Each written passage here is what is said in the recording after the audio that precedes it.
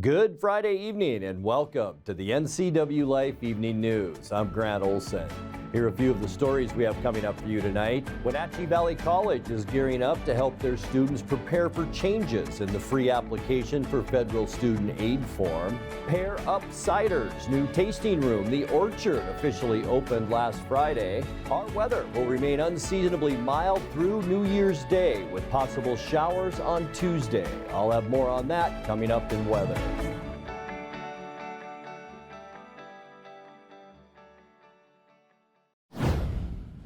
A pedestrian attempting to cross State Highway 17 near the Grant County International Airport was struck and killed last night, and two Grant County Sheriff Patrol cars collided while responding to that accident.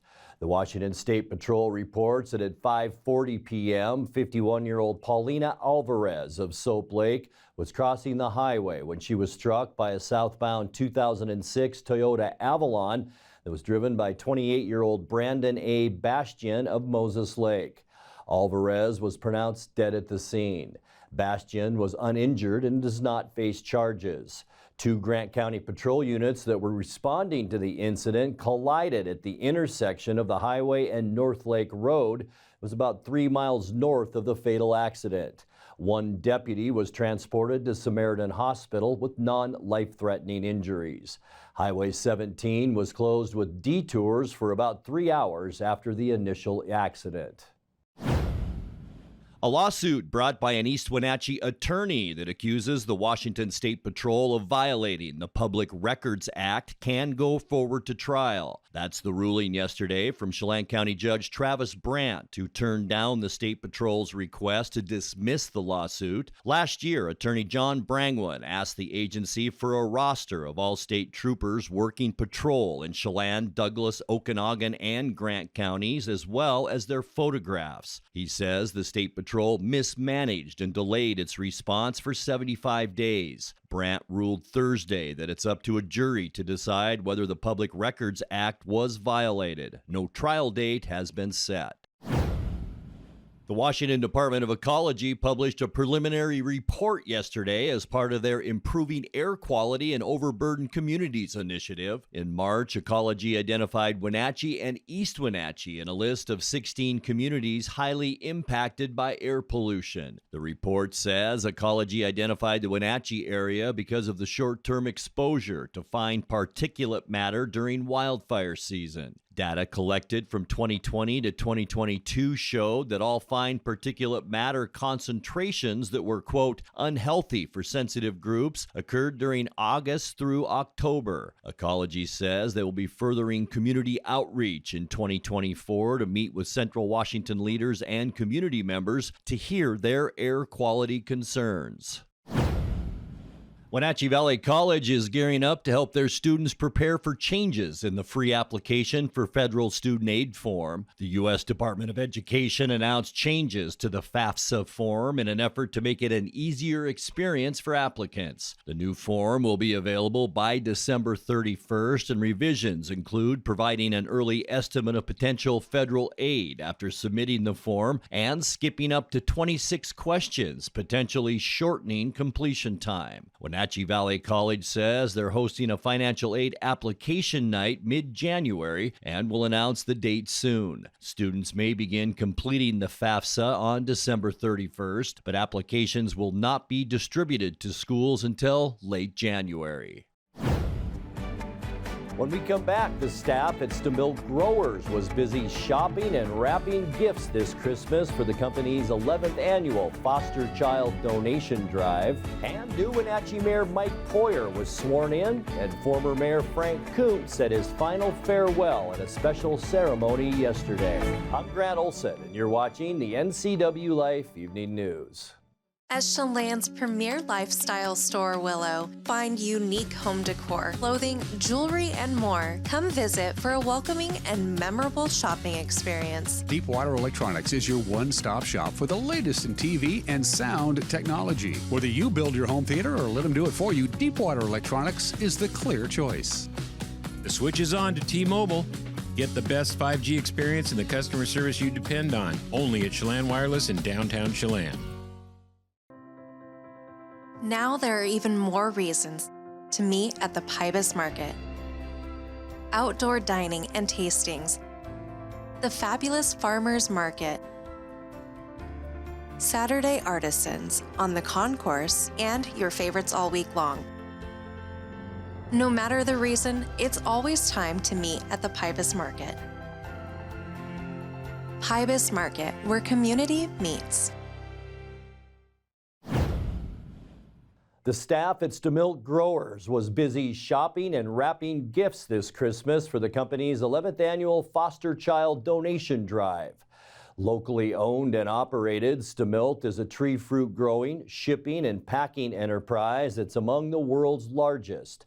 This year, the staff at Stamilt were able to provide gifts for 110 children currently under the care of the Washington State Department of Children, Youth, and Family Services, all within Chelan and Douglas counties.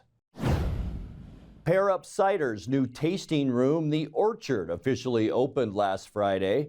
The family-run cider company based out of Wenatchee hosted East Wenatchee Mayor Crawford and other community members to celebrate the grand opening with the ribbon-cutting ceremony.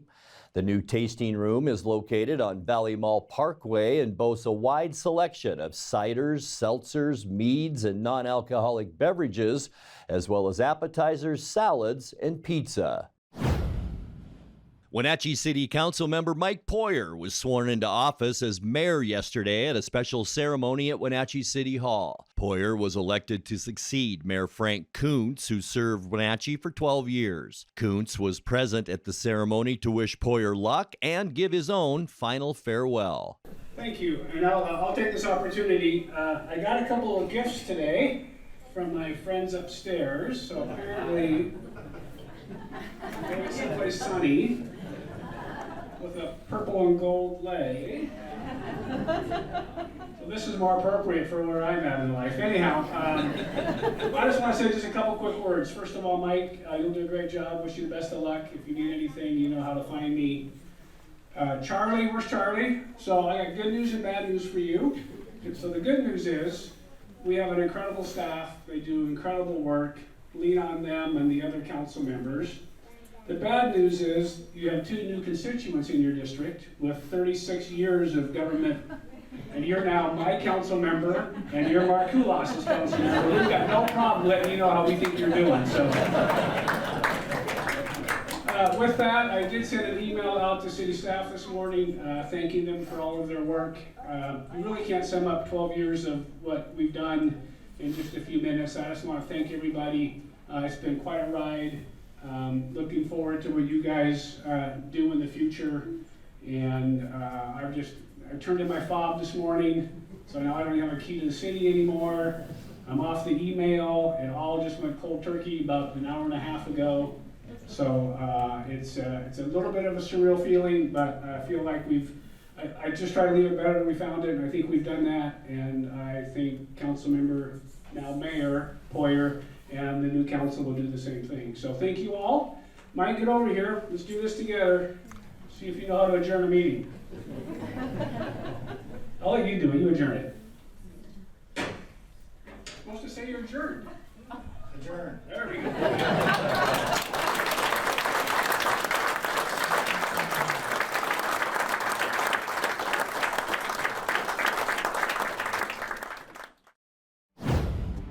Coming up next, we're halfway home in our review of all the key events of 2023.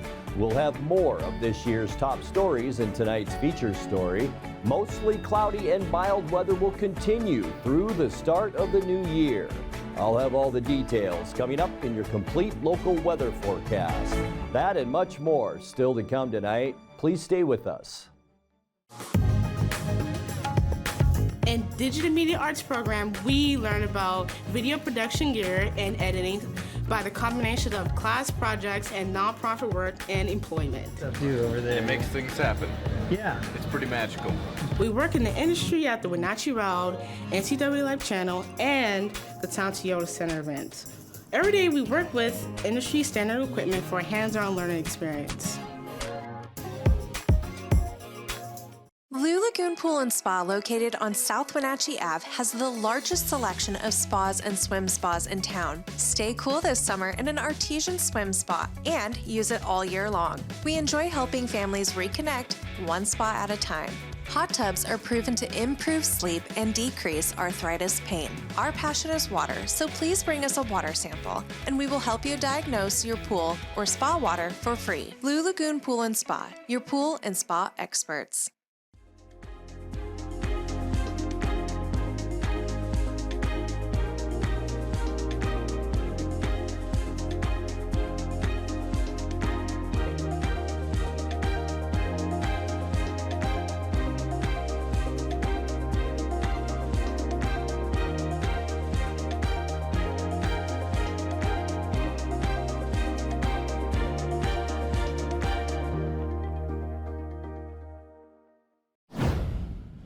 In tonight's features story, we're halfway home in our review of all the key events of 2023, which just goes to show you how much news there was in the year that's almost behind us.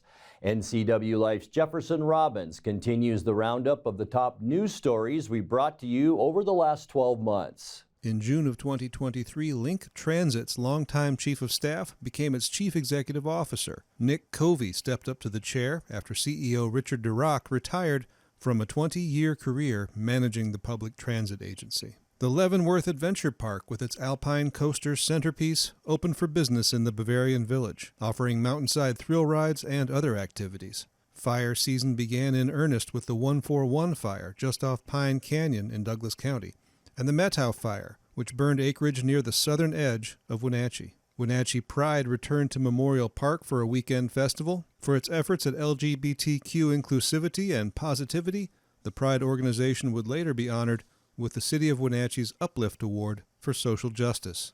The Washington Supreme Court said a long-awaited Douglas County murder trial could go forward. The justices ruled that evidence seized by police at the home of Ului Teolilo could be used at his trial in the 2018 killing of his wife Peggy.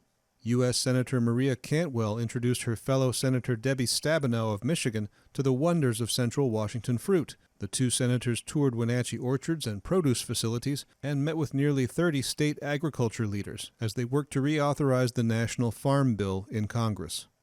Gunfire in the campground of the Gorge Amphitheater killed 2 women and injured 3 other people. James M. Kelly, an Army service member, allegedly told police he had taken psilocybin mushrooms before he opened fire. Firearms dealers in Washington, represented by 2 gun shops in Grant County, failed to overturn the state's new restrictions on possession of assault weapons. Their lawsuit was thrown out by a Thurston County judge. Downtown parking in Wenatchee saw a change, moving from 3 hours down to 2. An even bigger change took place at Confluence Health, which rebranded its facilities. Central Washington Hospital became Confluence Health Hospital Central Campus. Other clinics and campuses in the health system followed suit. In July, Wenatchee's biggest roundabout opened for traffic at Highway 2 and Highway 97 in Old Station. In Douglas County, debris and washouts closed long stretches of Highway 2 through the Moses Coulee area. The shutdown stayed in effect through mid-August. And 100 nurses at the Confluence Health Mayor's campus, formerly the Wenatchee Valley Clinic, voted to unionize with the Washington State Nurses Association. In August 2023, Senator Patty Murray paid a visit to Leavenworth and Wenatchee. Like her counterpart, Maria Cantwell, Murray was in town to talk about Farm Bill reauthorization, as well as wildfire preparedness in the Upper Valley. Wenatchee's longtime fire station was sold for just over $500,000 to Cashmere brothers David and Ian Nichols for a planned future upscale restaurant. An East Wenatchee 15-year-old was lost in a gang-related shooting in Wenatchee. Tony Figueroa was an Eastmont student and soccer player, shot to death while attending a quinceañera in the 600 block of South Mission Street. A 17-year-old from Yakima County was arrested and charged with his murder. Grace City Church agreed to settle a long-running noise citation case with the city of Wenatchee. The city set aside a $500 nuisance citation for overly loud festivities at the Sunny Slope Church, which in turn agreed to control its noise volume so as not to disturb neighbors in the future. Chelan County Commissioners voiced opposition to a mobile needle exchange initiative proposed by the Wenatchee Valley YWCA. The agency and its partners defended the idea, noting that safe syringe exchanges for intravenous drug users are common, and Chelan and Douglas counties are among the few without such a program. Columbia Valley Community Health opened a new $27 million medical, dental, and behavioral health center in East Wenatchee, reaching out to underserved patients in the Douglas County area.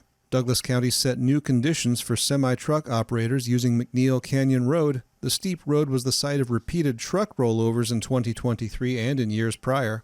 The county closed the route to truck traffic over 10,000 pounds unless drivers apply for a special county permit. A Chelan woman who distributed intimate images of her minor daughter's school rival was sentenced to 6 months in jail.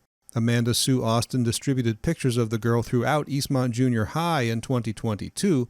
On a day when no class was in session, she pleaded guilty to felony harassment and related charges. And the Chelan County PUD began its move out of its longtime headquarters on 5th Street and into its shiny new $160 million service center in Old Station. Jefferson Robbins, NCWLIFE. Time now for a check of your North Central Washington weather forecast. Hope you had a great Friday and a great, short week for many of us. We're heading into another holiday weekend. Today, not bad at all. This is our McNeil Canyon, Sky-Fi Tower Canyon, a camera looking at Lake Chelan. And you can see some particulates and some haze trapped just above the lake and below the foothills around Chelan. Other than that, really no air quality issues, but we did see a mix of clouds and a peek at the sun this afternoon, and that allowed us to warm up this afternoon as well. As we take a look ahead, remember I showed you this same map on Wednesday, and it talked about temperatures were going to be slightly above normal, but look at the change now going into January 11th. The blue area is temperatures slightly below normal as we move into the first couple of weeks of January. So there's about a 30 to 40% chance of below normal temperatures through that period. And here we are in that green area as well, almost a 50% chance that we are going to see above normal precipitation. And it looks like we've got some snow coming about a week from today. We'll get to all of that in a second, but today's high temperature, it was a nice one. 41 unofficially out there. 32 is where we should be for a high temperature this time of year. Our record high, 53, that was set back in 1997. Another mild overnight low, 13 degrees, 36 above where we should be at 23 for this time of year. And how about this low temperature? The coldest, I think, anyway. I'm going to have to check again next week, but I think it's the coldest recorded overnight low in the Wenatchee area since at least we've been keeping records. 20 below zero in that frigid year of 1968. Sunrise 7:48 this morning, and the sun sets, gained another minute this afternoon at 4:18. All right, here's a look at your Saturday temperatures, getting you into that holiday weekend. A lot like today, a little bit cooler back into the Columbia Basin, 42 in Moses Lake. Also for Ephrata, 43 for Quincy and Wenatchee, and a lot of 43s up Highway 97, 44 in Omak, and low 40s for both Leavenworth and Cashmere. Boy, talk about a nice mild start to our long weekend. As we get you into our surface loop and talk about tonight, partly cloudy skies. Here's a trough of low pressure that's trying to push into the Pacific Northwest. It will bring some showers on the west side, partly cloudy for us. Low temperatures tonight, mainly in the mid-30s. Getting you into Saturday, that area of low pressure slides back out in the Pacific, but there is a storm system in British Columbia that could drag some showers into the Cascades. I talked last night about a chance for showers overnight Saturday into Sunday. Don't think it's going to happen now. Partly cloudy skies for Sunday. Boy, it's going to be a nice day with high temperatures in those low 40s. Getting you into New Year's Day on Monday, 2024, right around the corner. We're going to see a lot of clouds. High pressure, though, in eastern Washington will keep us mild with high temperatures again right around that 40-degree mark. And then for Tuesday, this is the day that we could see some shower activity, mostly cloudy skies. Here we go, a double shot of low pressure, 30% chance of rain, not so much during the day. Most of that will stay in western Washington, but there you go. As we get into Tuesday evening, that is our 30% chance. Upper 30s, the high temperature on Tuesday. For Wednesday, back to that high pressure ridge. Partly cloudy skies, going to see a mix of clouds and sun for Wednesday. High temperatures then in the low 40s. And by the end of our forecast on Thursday, not much change really. Partly cloudy skies. Going to stay nice. High temperatures by then near 40 degrees. But notice this big westerly flow. Colder air is sagging down from the north. Here it is. And when that gets in place next week with the Pacific moisture, good chance we're going to see some snow by next Friday. All right, your 7-day forecast. 34s. They're wild. Friday, Saturday, and Sunday are low temperatures. Highs generally in the low 40s heading into our New Year's Day. Mostly cloudy for 2024 and mild. Our high temperature right around 40 degrees. And by Tuesday, as I mentioned, just that slight chance of showers late in the evening Tuesday, 39 degrees. Partly cloudy skies for Wednesday and Thursday with high temperatures generally in the low 40s. And that's a look at your North Central Washington weather forecast. Coming up next, tonight's sports report with Eric Granstrom and more as the NCWLIFE Evening News continues right after this. Introducing Alpine Airman. Because every home needs a superhero to eliminate poor indoor air quality, send inefficient operating equipment packing, and cut high energy bills down to size. For heating or cooling and equipment replacement, turn to the experts and the superheroes at Carrier and Alpine Air. We offer the best deals on high efficiency Carrier products, along with friendly, knowledgeable service and incredible savings to fit your budget. Whatever the holidays mean to you, get the most out of them in a new Honda.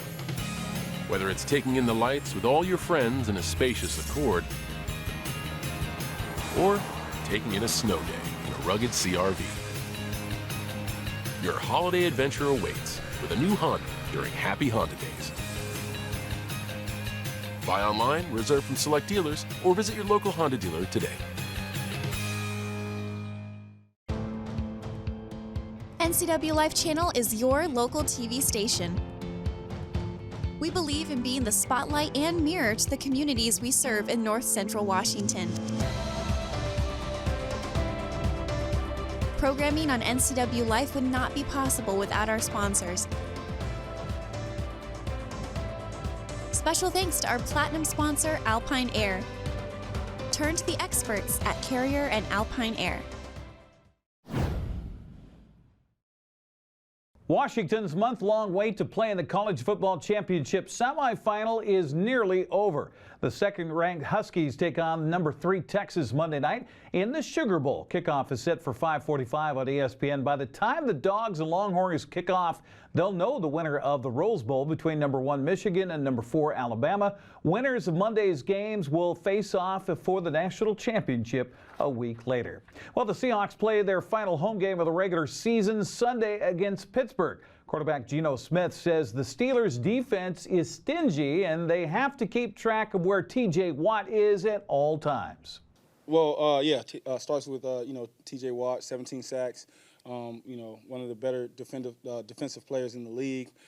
Great edge guy, a guy who he has it all. He's got the bull rush. He's got, quicks on the edge.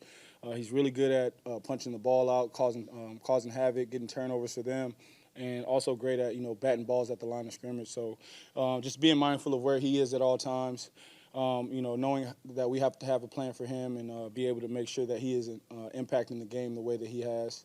And then overall, a Mike Tomlin coach team, a defense that plays hard, that gives you multiple looks. They're going to go out there, they're going to fight, they're going to compete. They lead the league in turnover differential. They're plus 10 right now, and they get a lot of turnovers. And you can see they're in a lot of close games. They figure out ways to win at the end. They keep believing, they keep fighting, very similar to how we are and how we're built. So a great defense, a lot of good players on that side, some young players, but another challenge. They got Highsmith on the other side who's got about 7 sacks, but I think he's got 2 interceptions, a couple forced fumbles. So a couple guys on that side we got to be very mindful of. Seattle's defense is coming off a solid performance in Tennessee with a 20-17 win over the Titans. Defensive tackle Leonard Williams says they have to keep limiting the explosive plays. We've been getting after the quarterback on third down. The secondary has been playing well. We've only given up 17 points in the last game, so that's all positives. But at the same time, we look for areas to improve, and that's definitely one of them is stopping the run. That's going to allow us to be in even better situations on third down to rush the quarterback. And, that's definitely an area where, the Steelers are going to try to attack us, and we need to step up.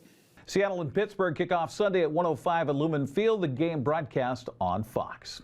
Well, college men's basketball last night. The Eastern Washington Eagles defended their home floor with a 91-57 win over Portland State. Cedric Coward led the way with 21 points, while Ethan Price had 12. The Eastern women also victorious over Portland State on the road, 68-58. Ailish Alexander led the Eagles with 21 points, while Jacinta Buckley had 18. Eastern's on the road at Sacramento State tomorrow at 2 o'clock in the afternoon. That's on ESPN+.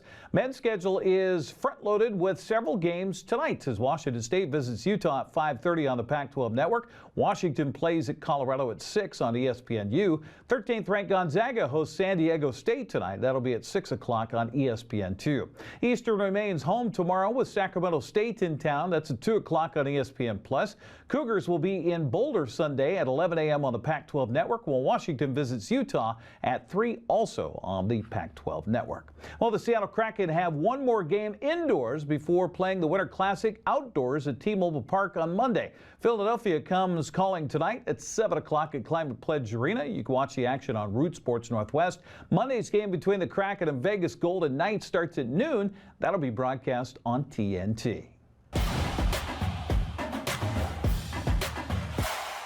The Wenatchee Wild bounced back from Wednesday's loss in Spokane to edge Victoria at home last night by a final of 3-2. Wenatchee battled back from a 1-0 deficit, then a 2-1 deficit to get the victory. Austin Drade had the call on the Wenatchee Wild Hockey Network. Wenatchee getting the opportunities. You keep putting in the work, you know you're going to get rewarded at some point. Just the way this game tends to work. Play it in front, they get rewarded on this one! Warren to Cooper, dribbles it in and ties it up, it's 1-1. Hand chip over the line, speeding into the play is Arp, cannot line up Hodson for that check though, and Newman takes it over the line. Newman in front, great save, and a puck is in the net. The goal light was on, the hand was up for a penalty, and I think the penalty may have been on Wenatchee trying to stop up the scoring opportunity that was coming. Coming over the line is Cooper. He's got the only goal. Drop back, Sherbina! Risky scores! 6 straight games! We are tied at 2! And Sward blocks it up before it can get out of the Victoria zone. Near corner, Friesen tries to get it back out. Iso guy along the goal line. Find a way to get it to Wood. Across for Pankey. Pankey slides it toward the net. It goes right to Wood, and he puts it in. And the Wild lead at 3-2. Pasternak's out there too for Victoria. They win the draw. Back to Miskey. Left point. Down to 2. Down to 1.